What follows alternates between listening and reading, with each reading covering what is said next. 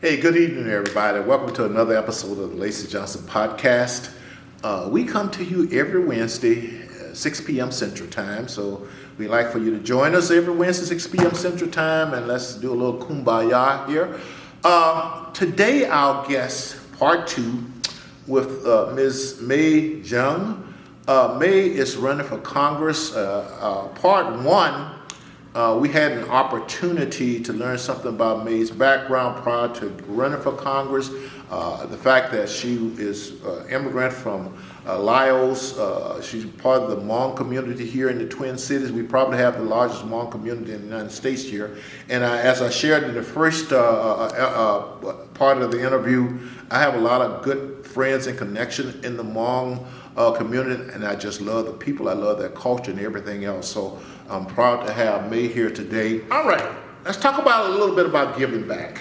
Sure. So in giving back, you got this idea that you were going to run for Congress. Mm-hmm. You did it one time. This is your second time around. Why are you running for Congress the second time around, May?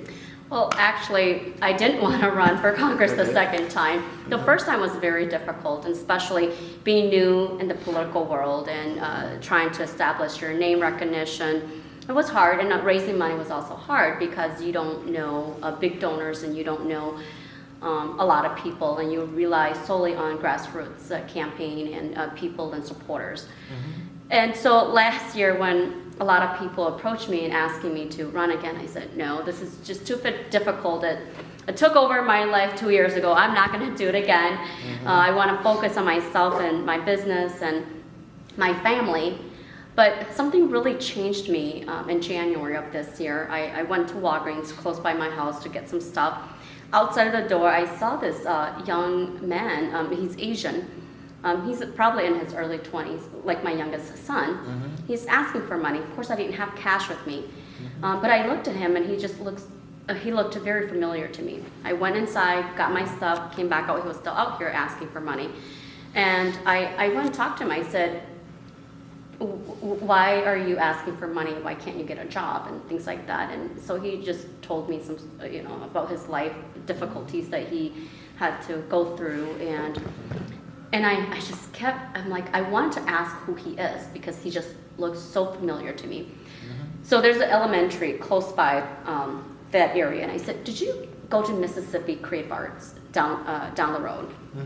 And he was shocked and he said, yes, I did. Mm-hmm. I said, okay, you might not remember me, but I'm Miss May. I don't think I was your teacher because at that time when it was my first year transitioning to that school. And he was probably like 4th or 5th grade, and I was teaching kindergarten. Mm-hmm. But I said, I seen you around. I was friends with your ESL teacher that time, and so your face still looks so familiar to me. Mm-hmm. And I ended up taking him to a restaurant close by, bought him some food, gave him some money, and I gave him my number. I said, call me if you need help. Let me know. I'd be willing to take you to a homeless shelter anywhere and get you some help. Mm-hmm. So we exchanged numbers. I went home that night or that day, and I felt really bad. I was very emotional, even though I wasn't personally connected to him. But as a student that went to a school that I taught at, I just felt like I was connected to him. Mm-hmm. So I felt really bad. I'm just thinking about all the homeless children that we have here are veterans, and we're not helping them. We're sending billions of tax dollars overseas to help other countries and other people, but we're not really focusing on our people. Mm-hmm. And that devastated me. And so I decided, you know what? I'm going to do it again. I'm going to run again, because really we have not really focused on the American people, putting our people first. Our borders are being invaded while drugs and criminals are coming here, killing hundreds and thousands of Americans. We're not doing anything about that. We're not protecting our people here. Mm-hmm. And that's why I decided that I'm going to run again and challenge Betty McCollum. And because she hasn't done anything for the people, she doesn't represent the district, and it's time for her to go. It's time for someone who love the people, love the community, to step up and represent them. Wow. By the way, how old was he at that time? Was he teenager, late teens, early 20s, or what? I mean, what I'm trying to get to, why wasn't he working?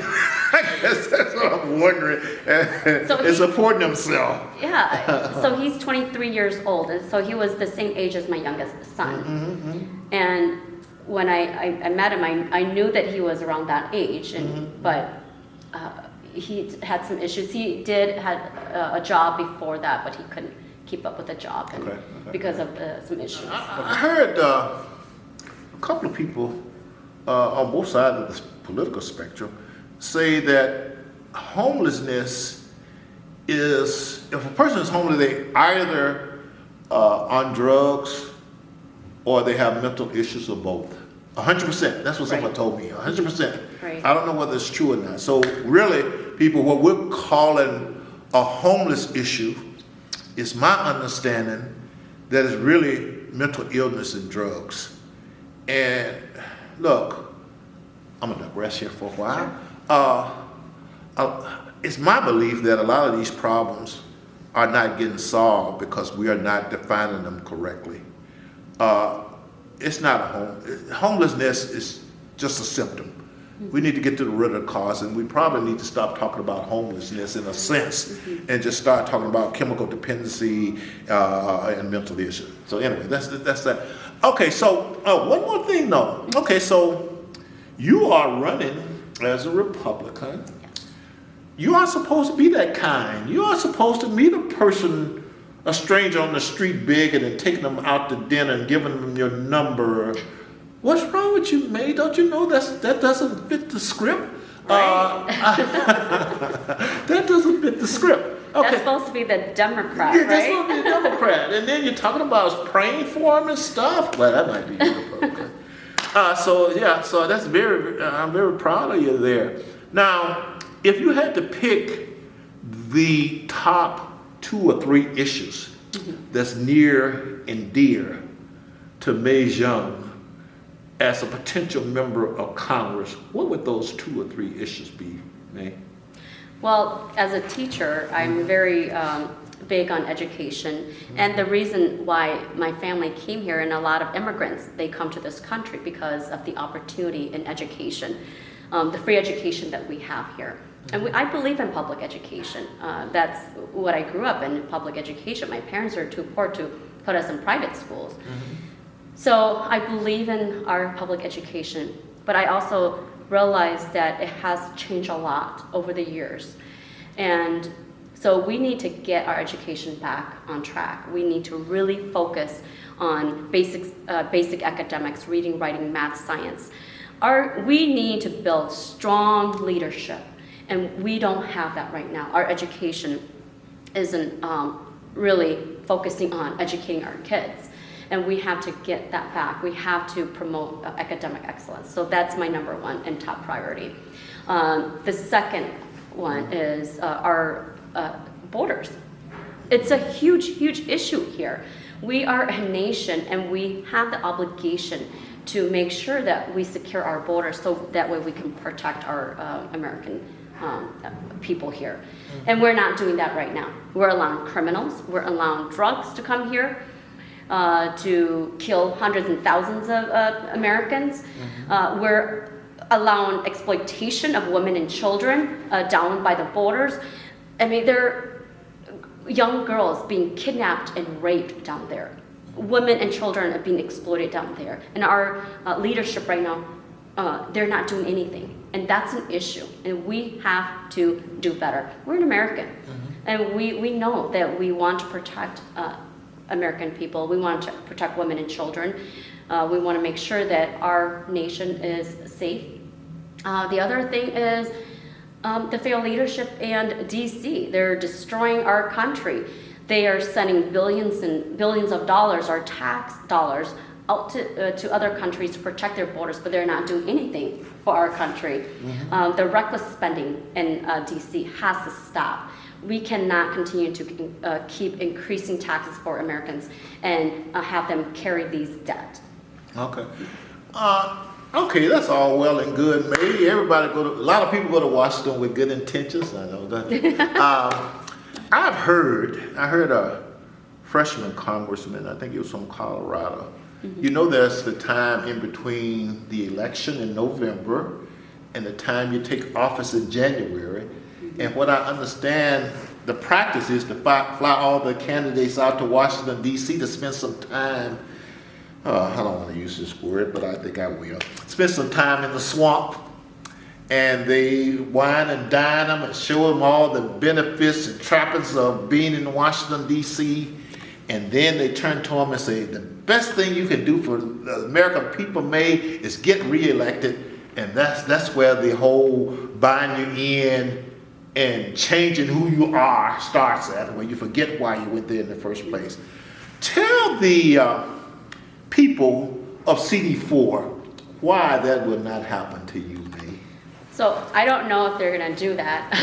Yeah, I guess Sounds really great with dining and whining. I like that. Yeah, okay. But what I learned is that, well, they would fly you there to really train you and how the sessions and all that. Oh yeah, that's part of it too.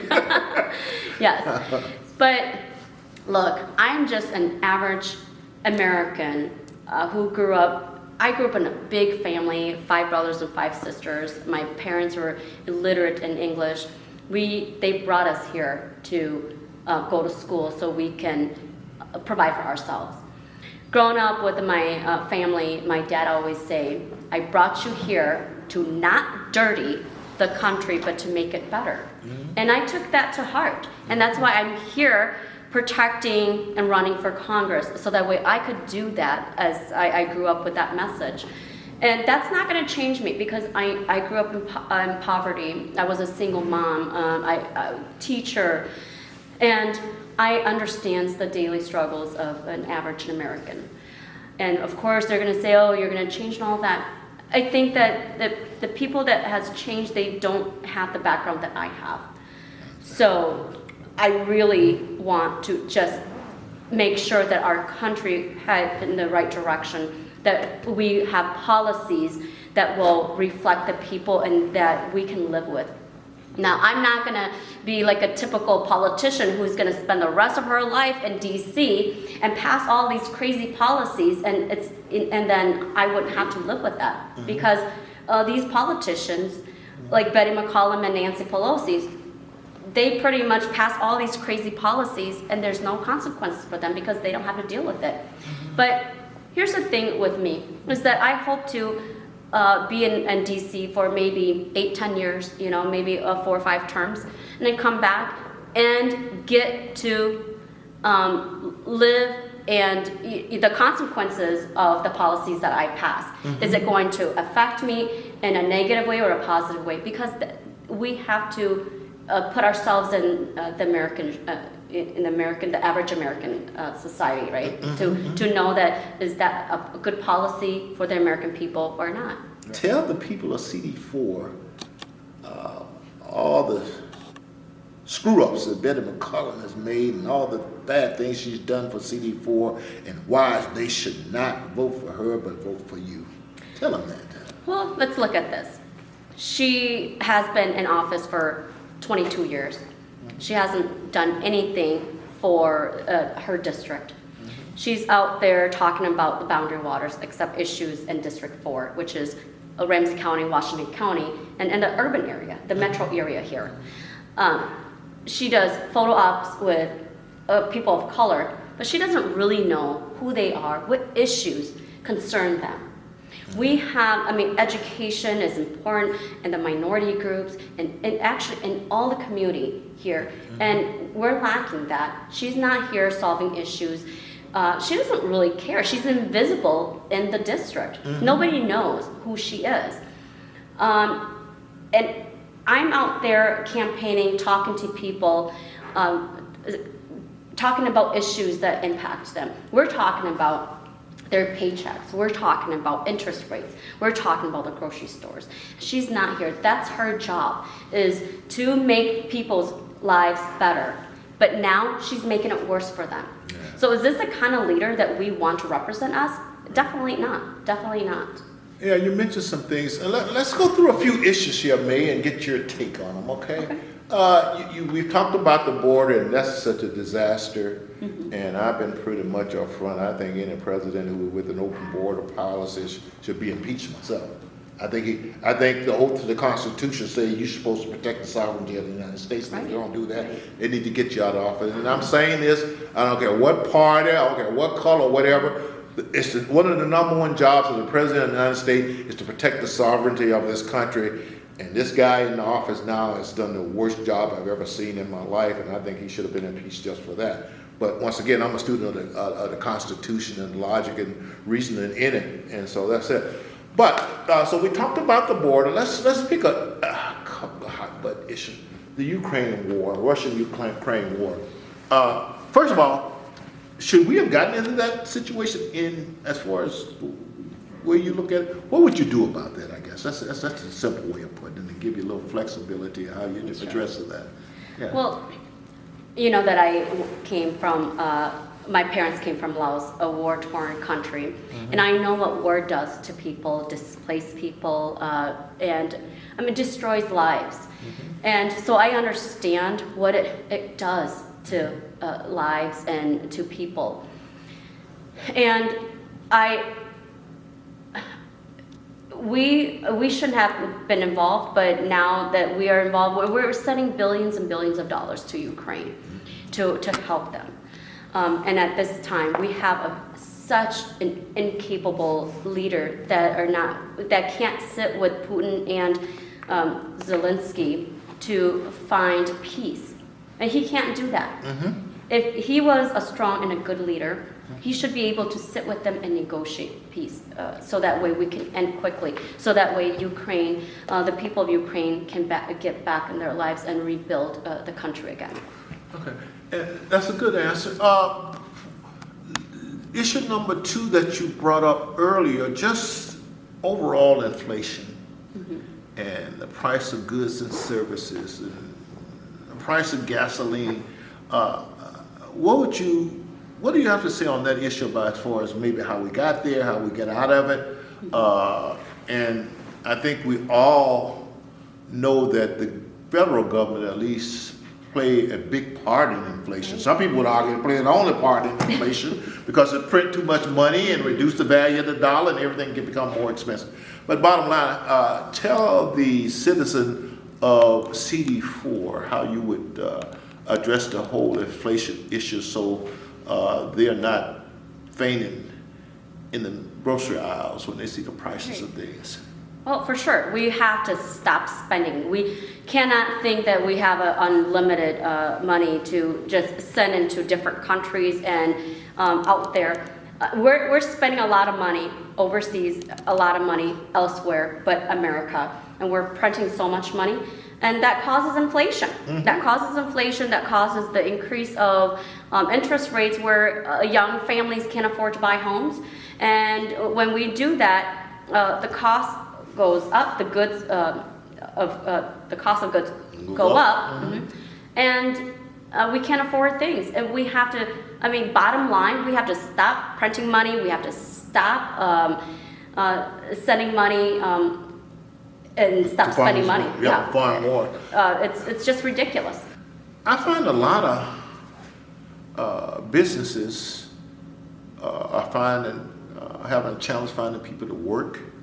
I'm finding that a lot, especially of our young people, and because of media, convincing a lot of our old people that capitalism isn't the way to go, that we need to be, we should go socialism, and some probably think communism. But what would you say to the people out there who think capitalism is a bad thing and socialism is a good thing, or communism? And you've seen, based on your experience, what would you say to those who criticize the American capitalistic system as far as this unfairness and advocate going to a socialistic system? What would be your messages to people with that general perspective on things?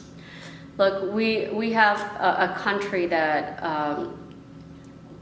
built on capitalism, businesses, whether if you work for a company or not, you still want that raise so that way you can pay for your bills, you can buy food for your family.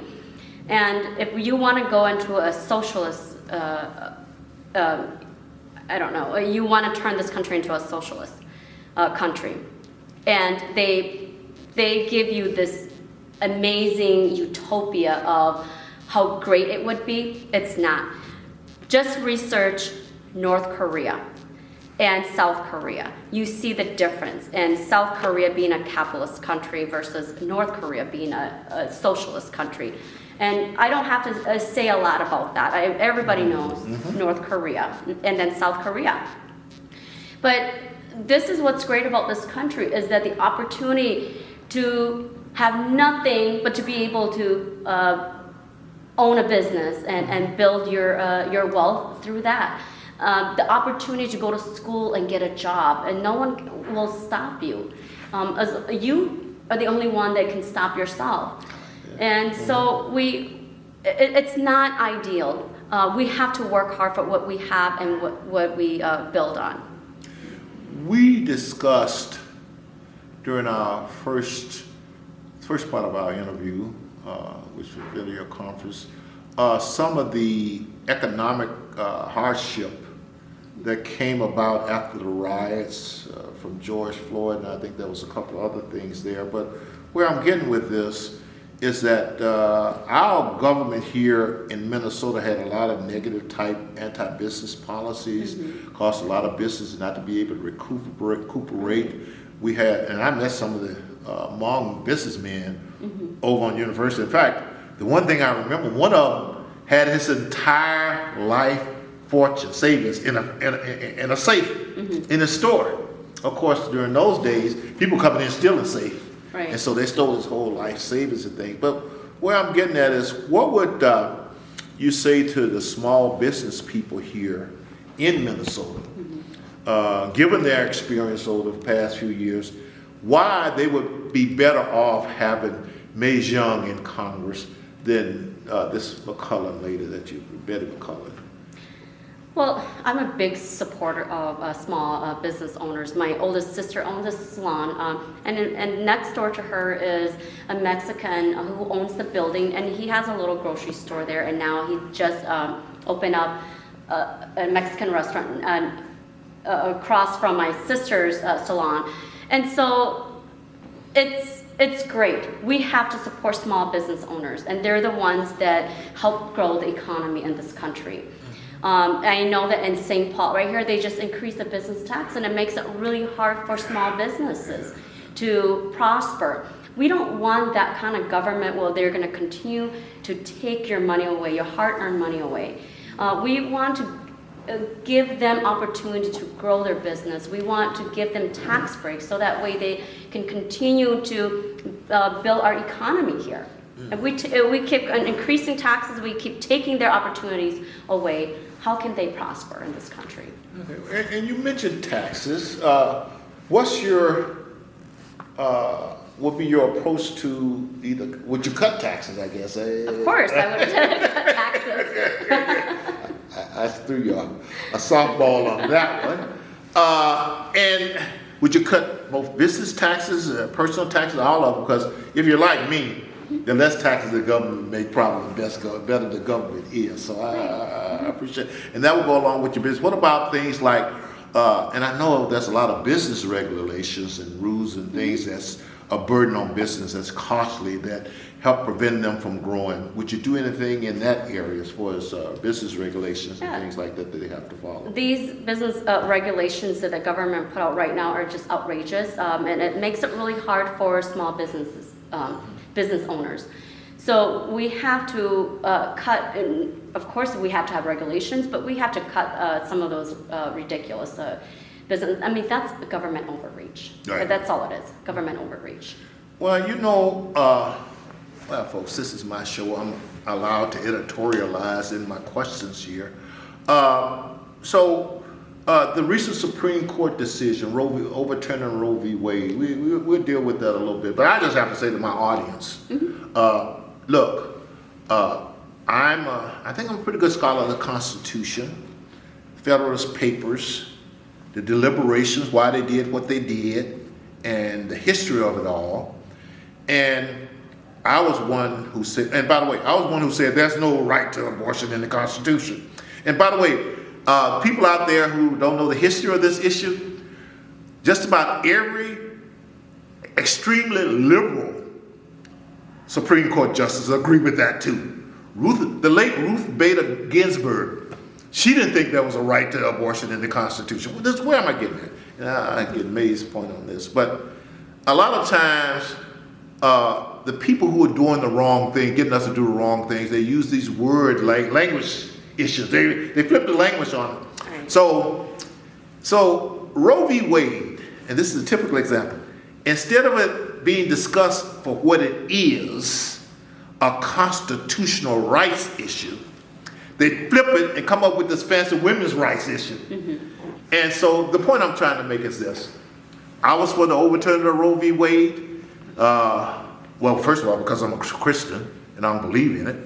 But secondly, the other thing about that, though, I do realize that I'm not in a theocracy. This is a democracy. In a democracy, we gotta have to take everybody's viewpoints in it, and not everybody's a Christian. So I respect that fact. But I'm gonna go out and fight for my position. If I lose, we lose. But I'm gonna continue to fight for it. Now, I tell everybody also, I just remember in the Bible, give unto Caesar what is Caesar, and unto God what is God. And this whole laws and constitution, that's Caesar. I'm gonna fight this under God's plan and whatever to come out with Caesar right. But the point I wanted to make is this: it's really whether that it's a state's right or a federal constitutional rights, and it really is a state's right. And people, look, I know all your panicking and stuff, but really, to me, it's working. They return the decision to the individual states. What would you say to the women out there? Because that's going to be part of that strategy against every Republican youth is rally these women up over abortion. What would you say to the women and men of CD4 who's concerned about the overturn of Roe v. Wade and the fact that Democrats are running on that to try to get them scared and to vote for them? What would you say? Guess what? That's the only thing that they have against Republicans is the abortion piece. And they're going to keep doing that. But here is my message to you. You do you. You do you. I'm staying out of your bedroom. I'm staying out of your house. My only job is to make sure that you're safe. You could bring your paycheck to back home so that way you can pay your bills and that your neighborhoods are safe. And that's my job as a congressperson is secure our borders, make sure that you have safe neighborhoods, stop the inflation so that way you can spend money at the grocery store, you can pay your bills and have fun. If you can have a peace of mind, you can protect your family, then I will do my job well. Okay. And you keep bringing up things that I can transition into safety. Yes. Boy, both nationwide, and we're going to exclude the rest of the world for this, nationwide and locally here. Right. Safety has been a sincere issue. Mm-hmm. Whether you're talking murder, violent crime, carjacking, or whatever. What would May Xiong, the member of Congress, do in the area of public safety? And what are the type of issues you would address? Look, you know, a few years ago when the Democrats want to defund the police, we know that that's not the way to go. Let's triple our police force, double our police force, so that way every community is safe. I don't care if you're in Frogtown, Eastside, St. Paul, or you're in Stillwater, Woodbury. Every neighborhood deserves to have a safe community for children and for women and for the men too. Our kids should be able to be riding their bikes down the street, sidewalks, be out there and not be fearful of getting beat up, getting robbed, or all these violent crimes. And that's what we have to do, is we have to put more police force out there to keep communities safe. That's the only way to go. Okay, and I'm going to go back to something that you talked about earlier at the beginning of our conversation, this whole education field, which is very important to me. It is, to me, dysfunctional. It isn't achieving results, especially within CD4 and CD5, the metro area. What do we need to do to educate these children, May? Most of the results I see they're below grade level in reading and comprehension and math and everything else. What we're seeing right now is indoctrination in the educational system. We are teaching kids to be more emotional instead of illogical, being logical thinkers. And that's important because when we teach them to be logical thinkers, they can learn what is right and what is wrong. They can make that decision for themselves. The other thing is that we have to get back to basic academics and teaching them the basics: reading, writing, math, science, and hold them accountable. That is something that we're not doing it. A lot of people are also saying, "Oh, we're going to lower the academic standards." Why? Why are we lowering academic standards, especially to students of color? Right. Just because they're going to lower the academic standards for students of color does not mean that they have the best interest for our kids. They don't. They're saying they're stupid and they can't read and write. And we should hold them accountable for saying that, to lower the standard for our children. Because we need to build leaders in whatever, regardless if they're white, Asian, black, Hispanic, or whatever color they are.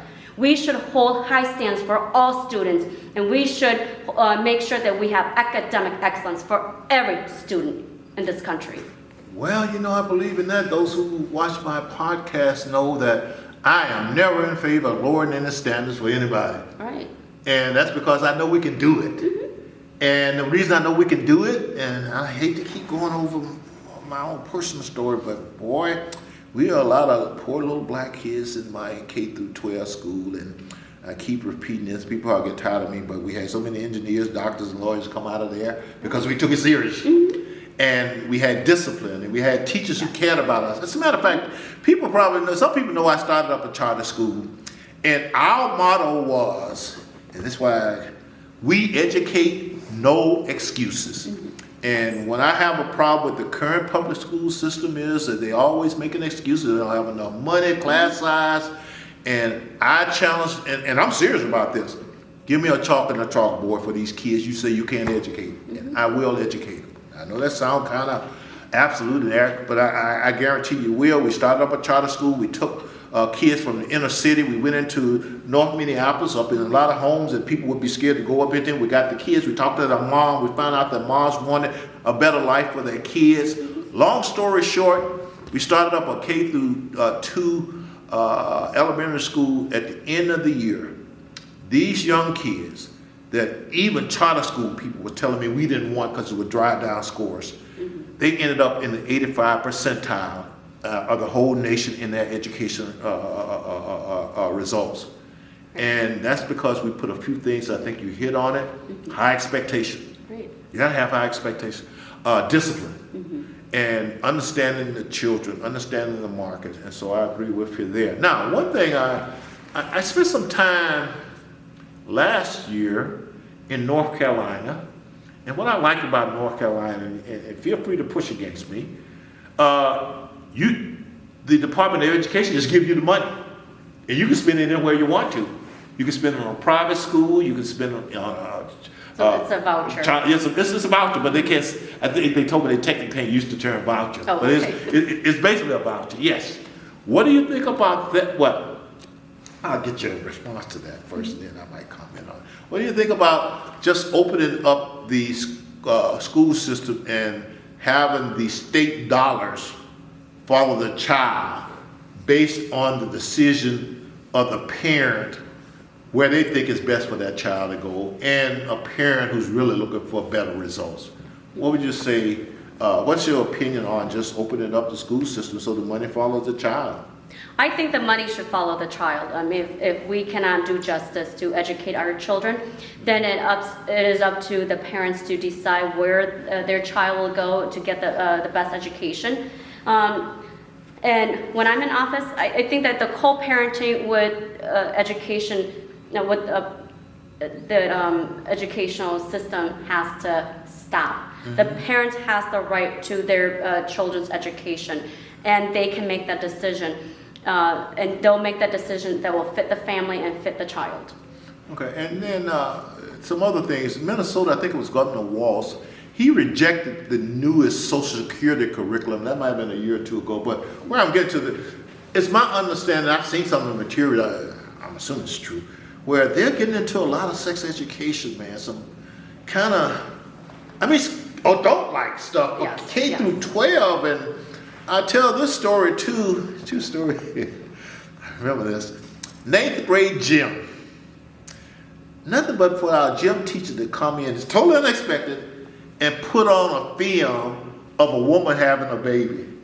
And I can't remember, it just freaked me out. And, and I'm not one of these, I shouldn't say it freaked me out.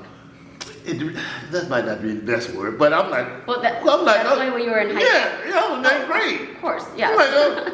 I'm like, I'm surprised. And then I think about nowadays, they want to teach our kindergartens all kinds of stuff like that. Mm-hmm. And a lot of times they don't want the parent involved. What's your position on what's going on with these schools and the curriculum and all the sex education that's being taught there? I personally think that should be left totally to the parents myself. But oh, absolutely. Yeah. I don't agree with this teaching them or sexualizing our children. We have to allow our kids to be kids, and we have to really focus on their academics. They're not there to talk about, gender transition or any of that. That's, I don't care what they want to do when they are grown up, when they're adults, when they can make that decisions for them. But when they're that young and tender, it's a family decision. If you take that family decision away from them, then who is really teaching our kids? We don't want strangers. Even teachers, we don't know who they are. We want to make sure that our kids go to school and be safe, and we want to make sure that that teacher will protect our kids, but it seems like they're not protecting our children, and that becomes an issue. I came here as a legal immigrant. I came here for the opportunity, and indeed this country was able to give me the opportunity to go to school, to be successful, and I just want to return that favor. Let's just think about this country for a second here. It is not a perfect country, but it is the best country in the world. You don't have the American opportunity or the American dream that we have in any other country. Some other countries might be safer, like Japan. I can't not think of any other countries right now, but people don't flock to these really safe countries. They flock here. They want to come here because we have an opportunity that no other countries provide.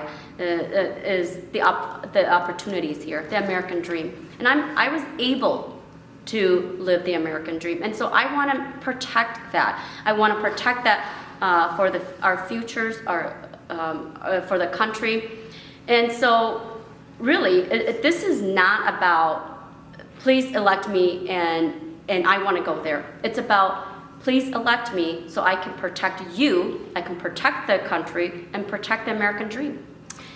So if you have any questions, you want to learn more about my campaign, go to may4mn.com. That's MAY, the number 4mn.com for more information or events.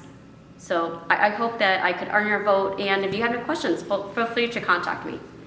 That was nice, May. I'm going to add also, go out to a website and donate. Campaigns need money to be successful, and in a way the Supreme Court has ruled money is speech. So make your voice be heard loudly by donating to May's campaign. Very good, May. I wish you the best luck. I think we need a course correction in politics. And I'm going to just be honest, man, I'm just really concerned. Right. And like I said, and once again, I challenge anybody out there, and I've said this before, I'm confident that I know what I'm talking about and that I've done my work.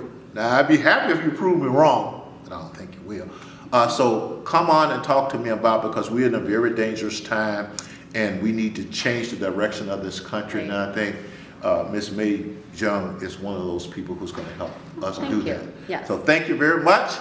Once again, Lacy Johnson Podcast. Go out and hit the notification bell to get the new, whenever we drop new content, you get it. Go out and comment on the podcast. Click the like button, because I'm an old school software engineer, so I don't know a lot of this fancy internet stuff now. But they tell me it's important to get a lot of likes. And go out and like me, okay? And like the podcast like me. And also go to our online store, purchase some of our merchandise.